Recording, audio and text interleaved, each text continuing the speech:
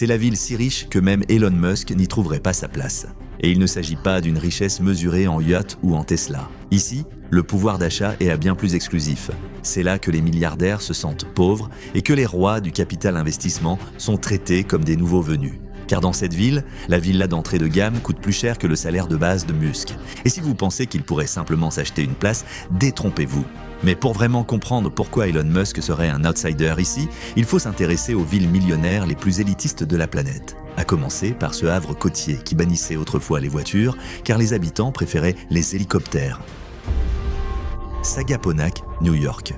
Niché dans les Hamptons, Sagaponack ressemble à une station balnéaire paisible. Un endroit où les habitants se rendent au marché fermier à vélo et où la brume marine flotte à travers les bardeaux usés. Mais sous ce charme balayé par le vent se cache quelque chose de bien plus intouchable. Une richesse générationnelle plus ancienne que Wall Street est elle-même. Ce ne sont pas les Hamptons que l'on voit dans les émissions de télé-réalité. Sagaponack n'est pas pour les riches, c'est pour les riches invisibles. Ceux dont les noms ont été effacés des immeubles, qui possèdent des actifs via 6 couches de société écran et qui enseignent à leurs enfants que la voie la plus forte est la plus faible. Le prix médian d'une maison, plus de 8 millions de dollars, mais ce n'est qu'un acompte pour y accéder. La plupart des propriétés ne sont jamais sur le marché libre. Elles sont négociées discrètement par l'intermédiaire de courtiers en patrimoine, transmises par le biais de fiducies familiales ou vendues de gré à gré avec des accords de confidentialité à toute épreuve. Certains domaines s'étendent sur des hectares avec des cours de tennis, des héliports et des bunkers d'art privés enfouis sous terre. Et les résidents d'ici n'affichent pas leur richesse, ils effacent leur identité pour la préserver. Pas de voitures clinquantes, pas de portails dorés. Même les manoirs sont conçus pour disparaître. Construits sous la limite des arbres, masqués par les dunes, protégés par des entreprises de paysagisme qui travaillent exclusivement pour la même famille depuis des décennies. L'épicerie propose 1000 bouteilles de vin mais ne vous attendez pas à y entrer. L'entrée se fait par reconnaissance et non par transaction. Si l'on ne connaît ni votre visage ni votre lignée, vous n'existez pas ici. Les restaurants ne font pas de publicité et les meilleurs repas sont servis dans les granges éclairées à la bougie des domaines où les téléphones sont confisqués à l'entrée. La sécurité est privée, silencieuse et totale. Reconnaissance faciale dans les allées, système de défense par drone dissimulé dans des girouettes. Et si vous vous présentez sans rendez-vous, vous serez refoulé avant même d'avoir posé le pied sur le gravier. Mais ce qui distingue vraiment Sagaponack, ce ne sont pas ses maisons, mais son économie de la vie privée. Cette ville ne s'adresse pas seulement aux riches, elle les protège. Les cabinets d'avocats sont spécialisés dans la confidentialité et non dans les contrats. Les paysagistes font également office d'équipe de surveillance et les chauffeurs privés sont formés aux manœuvres d'évitement en cas d'embuscade de paparazzi. Même parmi les ultra-riches, Sagaponack est devenu un lieu sacré. Un lieu où les milliardaires de la tech se rendent pour disparaître. Non pas pour frimer, ni pour réseauter, mais pour disparaître. Ils viennent pour le silence et restent pour l'isolement. Un PDG de la Silicon Valley a construit une cité factice à quelques kilomètres de là, dotée de personnel entretenu et éclairé 24 heures sur 24 et 7 jours sur 7, juste pour déjouer les médias. Sa vraie maison, cachée derrière une piste d'atterrissage privée, n'était accessible que par une sortie codée déguisée en hangar de maintenance. Mais même cette invisibilité artificielle a ses limites, car plus on s'enfonce dans le monde de la fortune privée, plus les défenses se font agressives. Et aucun endroit au monde ne maîtrise cette défense aussi bien que le prochain article. Medina, Washington. Cette forteresse au bord du lac abrite Jeff Bezos et Bill Gates.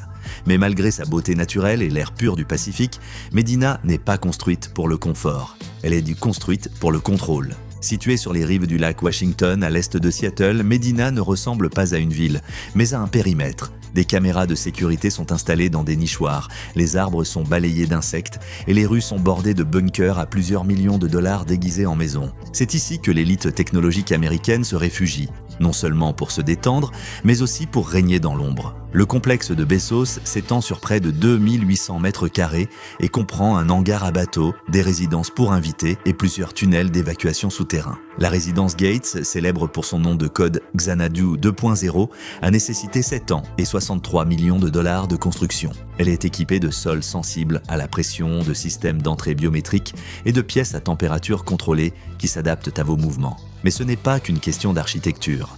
Medina fonctionne selon la hiérarchie. Ici, tout le monde est riche. Mais le véritable pouvoir vient de la richesse, de l'intelligence et des connexions. Les dîners sont réservés aux invités et ne sont pas basés sur la célébrité, mais sur l'influence. Qui vous connaissez, ce que vous avez construit, votre discrétion. Les habitants engagent d'anciens agents de la CIA pour détecter les drones et les dispositifs d'écoute. Des sociétés de sécurité privées, dont beaucoup sont d'anciens militaires, gèrent des patrouilles tournantes et tiennent des registres de reconnaissance faciale. Même la distribution du courrier est surveillée pour déceler toute anomalie. Quant au fait, elle ne se déroule pas dans des salons, mais sur des yachts à 100 millions de dollars amarrés au bord du lac, où les scanners faciaux remplacent les listes d'invités et où les conversations sont effacées avant même le départ. C'est une ville où l'intimité n'est pas demandée, mais exigée, où les titans de la technologie se rassemblent, non pas pour être vus, mais pour échanger des idées, prendre des décisions mondiales et disparaître à nouveau au petit matin. Mais malgré son secret et son pouvoir, Medina cache une faiblesse. Elle se trouve toujours à Washington, ce qui signifie des pluies imprévisibles, un espace immobilier limité et des regards indiscrets. Médias, militants, politiciens, tous rôdant à l'extérieur. Et pour ceux qui recherchent la même protection financière, sans la surveillance du Pacifique, il n'y a qu'un seul endroit où aller.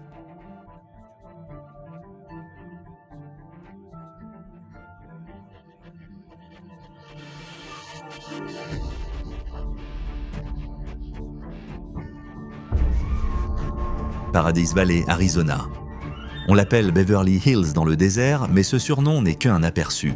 Car si Beverly Hills est synonyme de visibilité, Paradise Valley a été construite pour le Vanishing Act. Nichée entre les monts Camelback et Mummy, cette ville ne s'est pas développée par hasard. Elle a été conçue. Dès sa fondation, les élites locales ont imposé des lois d'urbanisme strictes interdisant presque toute forme d'activité commerciale. Pas de centres commerciaux, pas d'hôtels sur les routes principales, pas de transport en commun. Pourquoi ? Parce que tout ce qui attire des étrangers est traité comme une menace. C'est une ville où le silence ne fait pas seulement partie de l'esthétique, il fait partie de la loi. Les maisons ici ne sont pas seulement massives, elles sont conçues comme des sanctuaires modernes. De longues allées serpentent à travers les broussailles du désert, aboutissant à des forteresses où une architecture de plein pied cache d'immenses voûtes souterraines. À Paradise Valley, la superficie des sous-sols peut légalement dépasser celle de la maison elle-même. Ce qui signifie que pour chaque manoir visible, il y en a un second enfoui en dessous. Et les habitants ne sont ni des stars de télé-réalité, ni des héritiers d'Instagram. Ce sont des milliardaires discrets, des gestionnaires de fonds spéculatifs,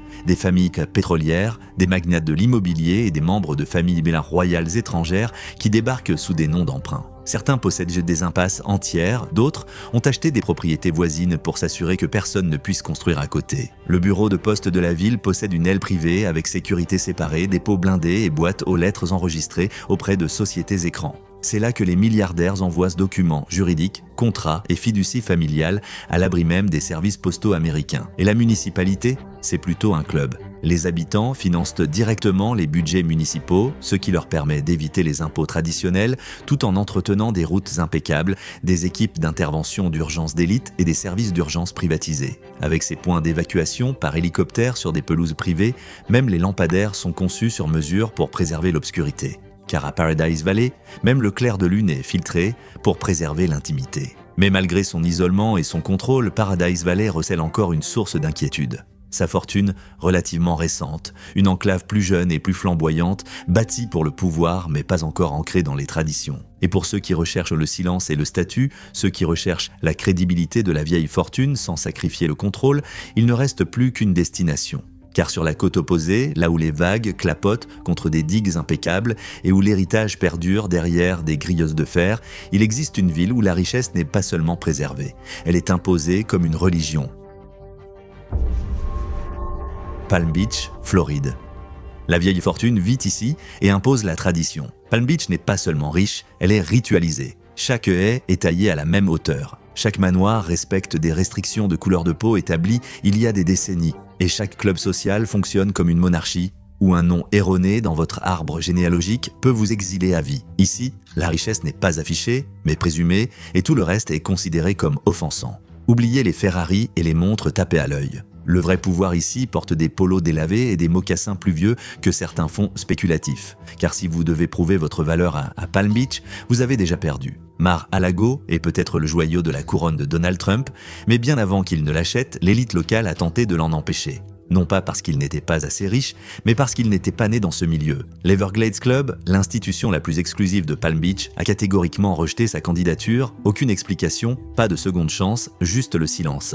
Et ce n'était pas un cas isolé. Les clubs de Palm Beach ne se contentent pas de refuser, ils mettent sur liste noire. Un faux pas social peut ternir votre nom de famille pendant des générations. Des familles ont été ostracisées pour des choses aussi anodines que le port de chaussures inadaptées pour un brunch ou inviter un étranger à dîner. C'est une ville où les villas restent vides 9 mois par an, gardées par des équipes de sécurité privée et des patrouilles armées qui savent exactement quels véhicules sont autorisés à tourner au ralenti dans chaque rue. Certaines résidences ne sont occupées que 2 semaines par an, mais disposent d'un personnel à temps plein, d'espaces artistiques climatisés et de fleurs fraîches livrées quotidiennement au cas où le propriétaire débarquerait à l'improviste. Les clubs privés sont ici plus puissants que le gouvernement. Ils décident de qui monte, de qui chute et de qui est effacé. Et ils sont protégés par des couches d'influence, lobbyistes, avocats et même d'anciens agents fédéraux retraités occupant des postes discrets de concierge. L'accès à la plage est sécurisé, les églises sont accessibles uniquement sur invitation et même les agents immobiliers sont choisis selon leur lignée. Si vous n'avez pas grandi ici, vous n'y trouverez jamais vraiment votre place. Mais malgré tous les rituels, les règles et le respect du patrimoine, Palm Beach a une vulnérabilité. Elle est statique, elle ne s'adapte pas, elle n'évolue pas. Et dans un monde qui s'emballe vers la domination technologique, certains milliardaires veulent plus que la tradition. Ils veulent pouvoir et agilité, confidentialité et progrès, un contrôle sans cérémonie. Et juste à l'extérieur de la Silicon Valley, niché derrière des séquoias et des clôtures algorithmiques, il existe un endroit où les titans de la tech s'habillent en sweats à capuche, roulent en vélo électrique et prétendent être normaux tout en cachant des milliards derrière le code, le béton et la domination informatique. Atherton, Californie. Juste à l'extérieur de la Silicon Valley, Atherton est l'endroit où l'élite technologique prétend être normale. Mais rien dans cet endroit n'est normal. Ni les maisons, ni les lois, ni même les panneaux de signalisation, parce que la plupart n'existent pas. C'est ici que les ingénieurs logiciels, les fondateurs de start-up et les investisseurs en capital risque les plus puissants du monde se retrouvent pour jouer les banlieusards. Ils conduisent des Prius avec des comptes offshore. Ils promènent leurs chiens avec des baskets à $800. Ils organisent des réunions de parents d'élèves où la moitié des participants contrôlent des portefeuilles de plusieurs milliards de dollars.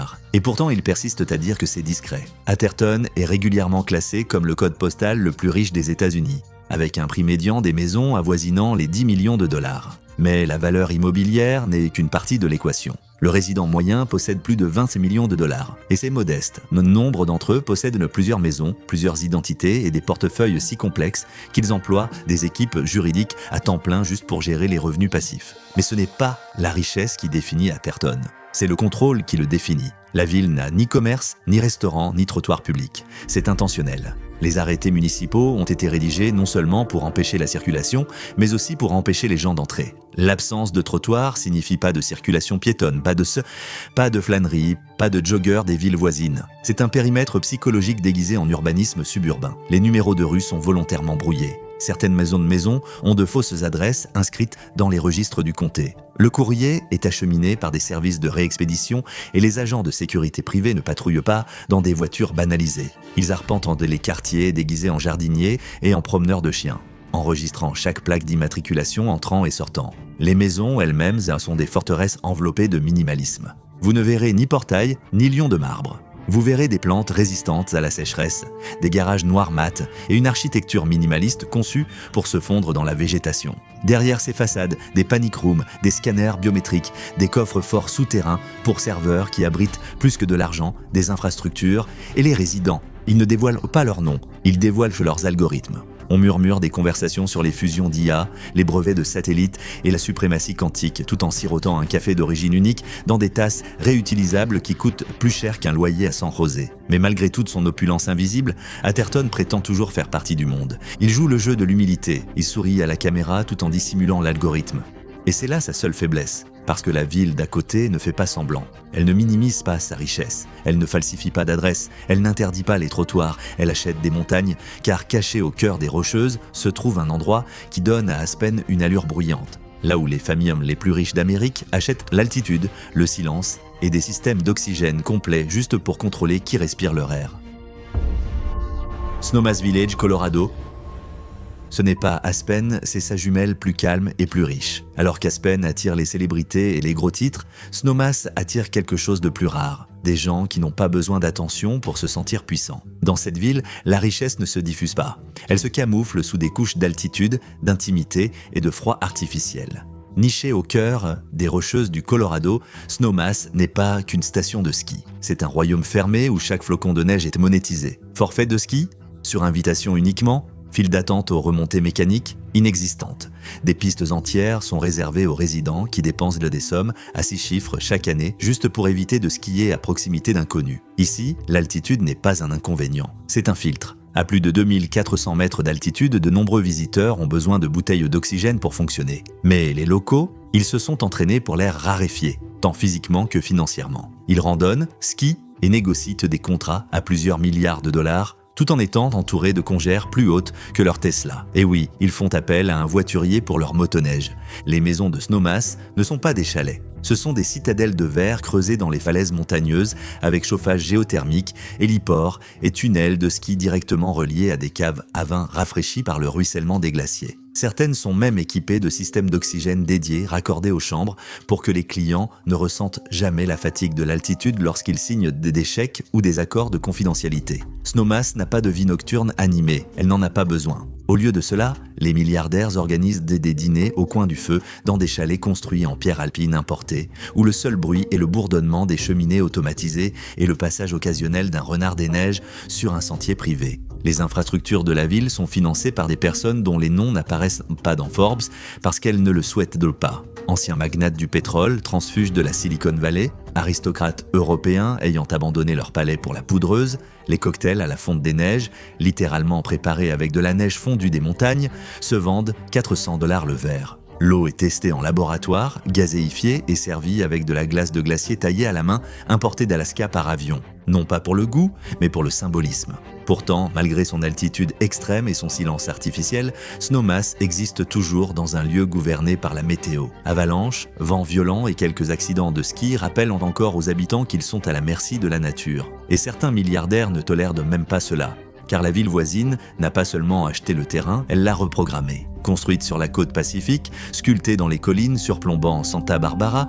c'est une ville si soignée, si exclusive que ses habitants ont autrefois poursuivi l'océan lui-même pour son excès de bruit. Car derrière les haies gardées par les eucalyptus et les illusions se cache un sanctuaire où les magnates des médias disparaissent, où la famille royale se réinvente et où même la mer est contrainte de se comporter.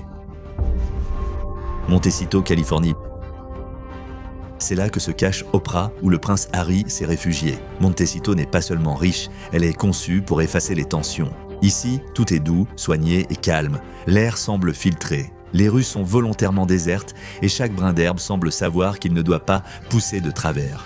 Niché juste à l'est de Santa Barbara, Montecito est un paradis privé pour les ultra-riches, conçu dans un seul but: protéger ses habitants du monde. Vous n'y trouverez ni fast-food, ni enseignes lumineuses, ni bruit de circulation, car la loi locale interdit la plupart des développements commerciaux. Tout cela au nom de la préservation de l'harmonie acoustique.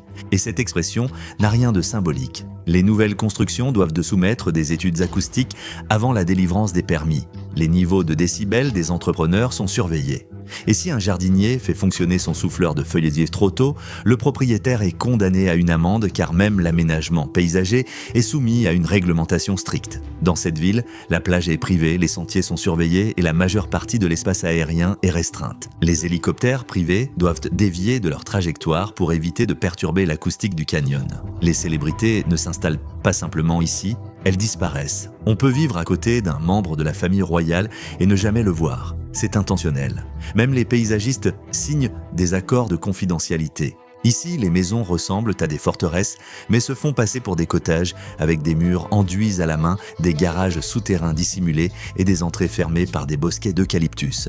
Les équipes de sécurité patrouillent dans des véhicules hybrides banalisés. La surveillance est silencieuse, légale et complète. Chaque recoin de Montecito est surveillé sans que jamais on ne se sente surveillé. Les habitants d'ici ne sont pas seulement riches, ce sont des personnalités influentes, des magnats des médias, d'anciens présidents, de vieilles dynasties hollywoodiennes. Les résidents ne recherchent pas le prestige, ils le portent comme une aura. Lorsqu'Oprah se promène dans le canyon, elle n'a pas besoin de sécurité.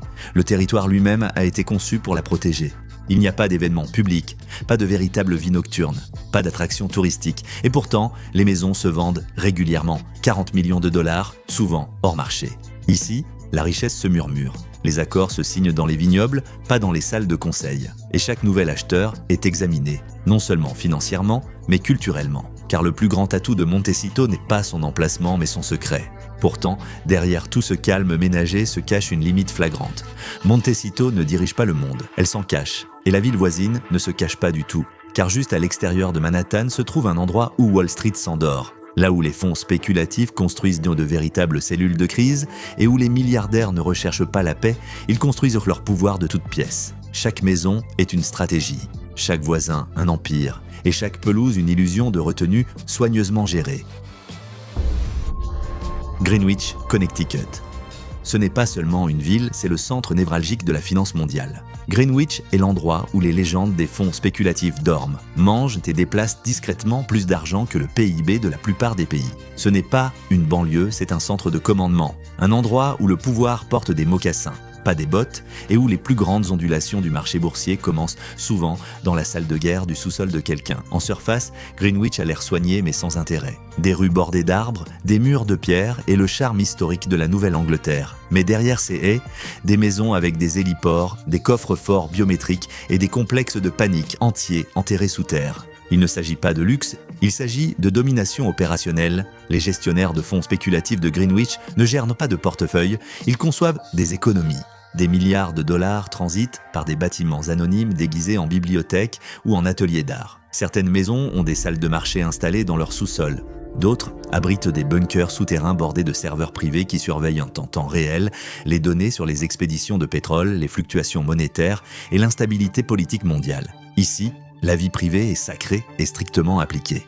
Des lois d'urbanisme entières ont été repensées pour accueillir des lotissements de plus de 8 hectares avec des équipes de sécurité privées opérant selon des protocoles de niveau militaire. Les habitants ne se déplacent pas. Ils atterrissent en hélicoptère à Manhattan et atterrissent sur des toits privés en 20 minutes, contournant ainsi toute vie civile. C'est ici que la fortune traditionnelle rencontre le renseignement militarisé, que les family office gèrent des héritages qui remontent aux barons voleurs et que les nouveaux riches du numérique investissent rapidement, payant des primes pour s'asseoir dans les mêmes clubs de golf que leurs prédécesseurs. Mais Greenwich n'est pas seulement riche, elle est calculée. Les écoles publiques figurent parmi les meilleures du pays, non pas par altruisme, mais parce que la réputation protège la valeur des biens immobiliers. Les politiciens locaux siègent sans scandale, car ici, le scandale n'est pas gênant. Il est néfaste pour les affaires. Même les galas de charité ont des indicateurs de retour sur investissement, et chaque interaction, aussi informelle soit-elle, est stratégique. Et pourtant, malgré toute sa puissance, Greenwich fonctionne toujours sous la loi des apparences. Elle opère à l'intérieur du système, elle remplit les papiers, elle assure le financement de Wall Street. La ville voisine ne s'embarrasse pas de tout cela, car juste à l'extérieur de Los Angeles se trouve un monde fermé si exclusif qu'il est à peine visible sur le papier. Là où les lois ont été écrites par les propriétaires, où aucun étranger n'est admis et où être pauvre n'est pas seulement découragé. C'est littéralement interdit. Caché derrière des murs de sécurité, des détecteurs de mouvement et le silence, c'est une ville qui a volontairement effacé la vie publique et réécrit la richesse dans son ADN. Hidden Hills, Californie. Vous ne trouverez pas cette ville sur la plupart des cartes car elle existe à peine sur le papier. Hidden Hills n'est pas un quartier, c'est un mirage fortifié. Nichée dans les collines, aux portes de Los Angeles, elle ressemble à une petite banlieue paisible vue d'en haut. Mais au sol, c'est l'une des villes les plus stratégiquement conçues des États-Unis. Les portes d'entrée sont à elles seules plus grandes que certains terminaux d'aéroports, avec un personnel de sécurité permanent, des lecteurs de plaques d'immatriculation et un système de surveillance par suivi des mouvements reliés directement au LAPD et aux équipes d'intervention privée. Les routes serpentent dans une confusion délibérée conçue pour désorienter les étrangers dès le premier kilomètre. Mais ce ne sont pas seulement les barrières physiques qui empêchent les gens d'entrer, c'est la gouvernance. Pour vivre dans des collines cachées, acheter une maison ne suffit pas. Il faut l'approbation du conseil de résidence qui interroge les acheteurs potentiels comme un country club d'une autre dimension. La fortune passée n'est pas le seul facteur. Il sélectionne la présence médiatique, risque de sécurité et surtout potentiel de perturbation. Si votre mode de vie menace l'illusion de calme du quartier, vous êtes exclu. Location de courte durée interdite, stationnement interdit dans la rue, travaux interdits après certaines heures, même les services de livraison de repas sont restreints. Aucun dépôt après 21 heures sans autorisation préalable. Les gardes les refouleront. Pourquoi une telle rigueur ? Parce que c'est ici que les Américains les plus bruyants se taisent. Les Kardashian, Drake, NBA, MVPS. La famille royale saoudienne, les milliardaires crypto.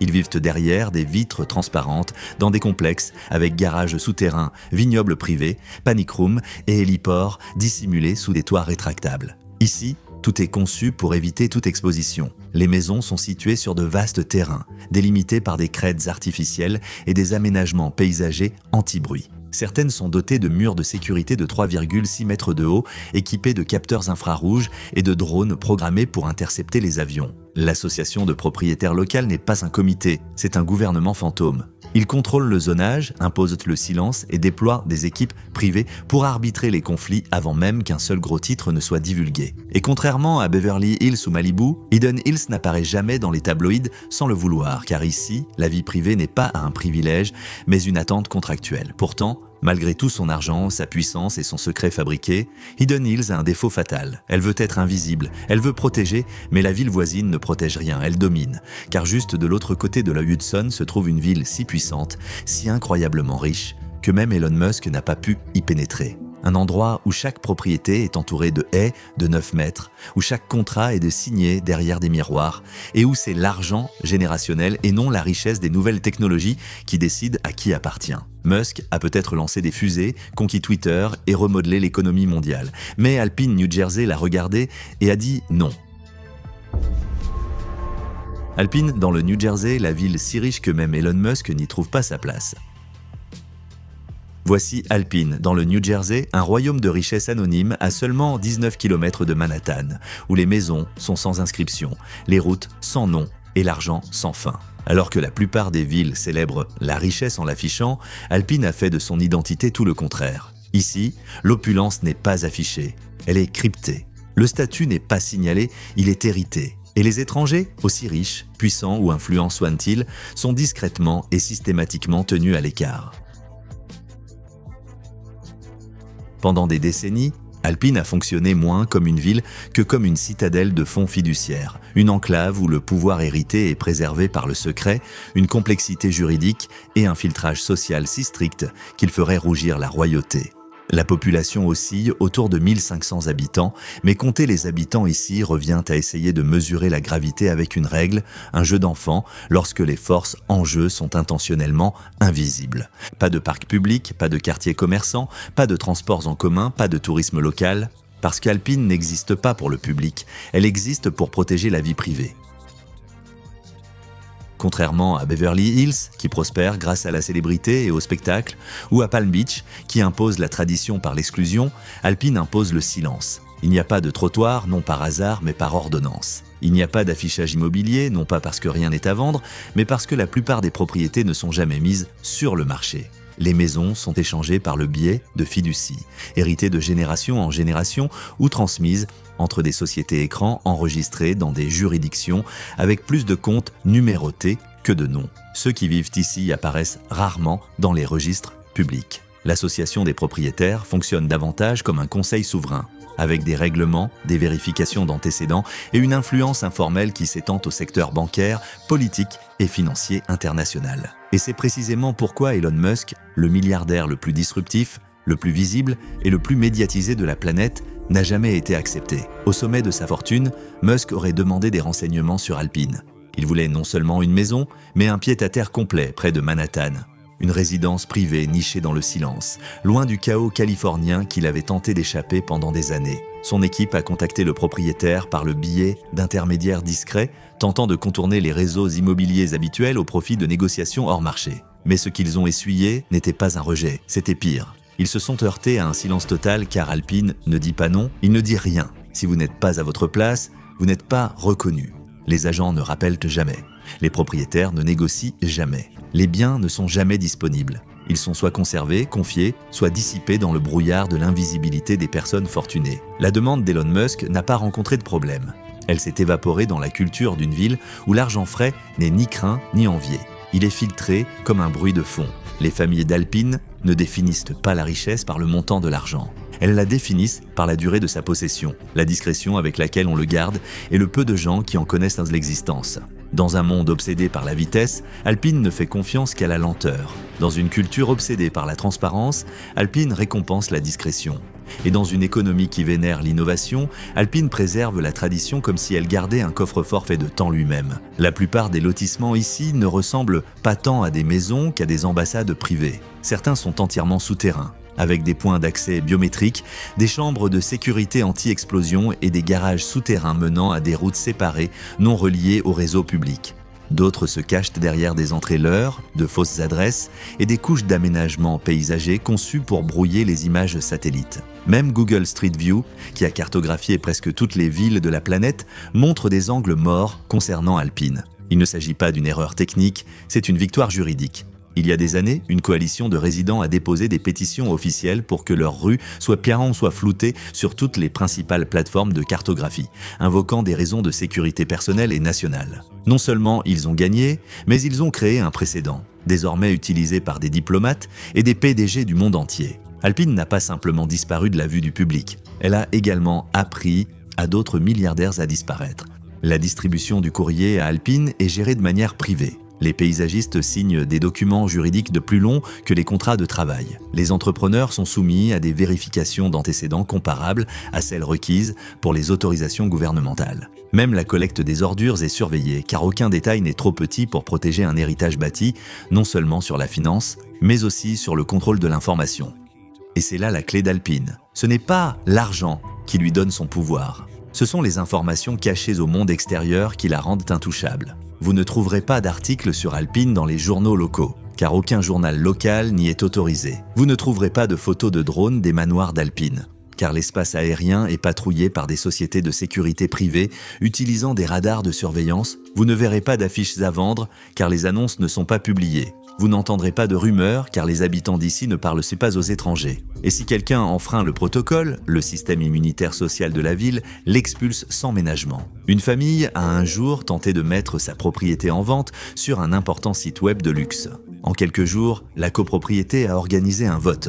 La famille avait disparu à la fin du trimestre. Même les personnes les plus fortunées du monde, les titans des fonds spéculatifs, financiers, internationaux, héritiers de dynasties pétrolières, doivent se soumettre à un processus de sélection silencieux avant d'être admises. Les critères ne sont précisés nulle part et personne n'en parle publiquement. Mais ceux qui réussissent sont définitivement oubliés. Ils n'apparaissent pas au gala, ils ne font pas la une des magazines. Ils disparaissent de leur plein gré dans le giron alpin. Certaines des plus anciennes familles de la ville font remonter leur fortune à une époque antérieure à la création de la réserve fédérale. L'une d'elles détiendrait des plans architecturaux rares et originaux, un héritage datant de l'époque où la politique monétaire américaine était en cours d'élaboration. Un autre détient des parts majoritaires dans des réseaux de transport maritime transnationaux qui ont contribué à redessiner les routes commerciales après la Seconde Guerre mondiale. Il ne s'agit pas seulement de personnes qui ont gagné de l'argent. Ce sont celles qui ont construit les plateformes qui ont permis à l'argent d'exister sous sa forme actuelle. Les routes d'Alpine sont entretenues par des entreprises privées. Ces infrastructures sont modernisées par des entreprises privées. L'entreprise ne perçoit que peu, voire pas d'impôts municipaux, car les résidents financent tout directement. Grâce à des contrats privés, des fondations anonymes et des injections de capitaux silencieuses, il n'existe aucun registre public permettant de retracer la gestion de ces transactions, car Alpine évolue entre visibilité et légalité. L'entreprise ne se soustrait pas à la loi, elle agit au-dessus d'elle. C'est pourquoi Elon Musk, bien que maître de l'avenir, on le considérait comme trop présent, trop bruyant, trop imprévisible, trop enclin au scandale, au tweet et au spectacle. Pour Alpine, il était tout ce dont il se protégeait depuis des générations. Un homme qui croit que le pouvoir naît de l'exposition alors qu'ils savent qu'il naît du silence. Car chez Alpine, la richesse n'est pas un outil d'influence, c'est un manteau d'immunité. Un manteau si épais que même l'homme le plus riche du monde ne pourrait le pénétrer. Et c'est pourquoi Alpine est unique. C'est la porte d'entrée, le dernier pare-feu entre la fortune publique et l'empire dynastique privé. Il n'est pas seulement exclusif, il est souverain. Il n'a pas besoin de maire car il ne veut pas de leadership. Il n'a pas besoin de loi car il a déjà des règles. Il ne veut pas de croissance car la croissance implique l'exposition. Et il ne recherche pas l'admiration car l'admiration exige d'être vu. Alpine se fiche du nombre de fusées lancées, du nombre d'entreprises créées ou des milliards gagnés. Car ici, seul compte le peu que chacun en sache. Et c'est pourquoi, quand Elon Musk a frappé à la porte, Alpine n'a même pas répondu.